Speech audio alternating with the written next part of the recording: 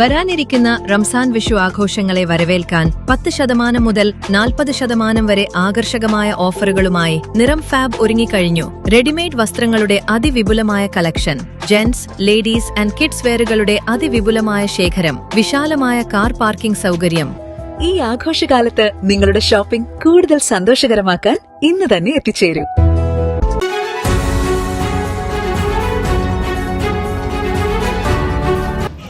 ചേലക്കരയുടെ വികസന കുതിപ്പിന് പുതിയ ഊർജം പകർന്ന് NDA സ്ഥാനാർത്ഥി കെ ബാലകൃഷ്ണൻ നാമനിർദ്ദേശ പത്രിക സമർപ്പിച്ചു. ഇന്ന് ഉച്ചയ്ക്ക് 12 മണിയോടെ തൃശൂർ കളക്ടറേറ്റിലെത്തിയാണ് അദ്ദേഹം പത്രിക നൽകിയത്.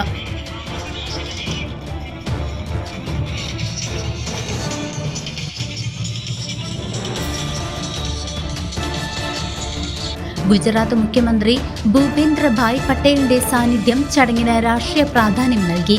BJP ജില്ലാ ജനറൽ സെക്രട്ടറി വിപിൻ കൂടിയെടുത്ത്, സംസ്ഥാന സമിതി അംഗം IN രാജേഷ്, മണ്ഡലം പ്രസിഡന്റുമാരായ TC പ്രകാശൻ, MA രാജു, ജില്ലാ കമ്മിറ്റി അംഗം രാജേഷ് നമ്പിയത്ത്, മണ്ഡലം ജനറൽ സെക്രട്ടറി TH അരുൺ എന്നിവരും സ്ഥാനാർത്ഥിക്കൊപ്പം സന്നിഹിതരായിരുന്നു.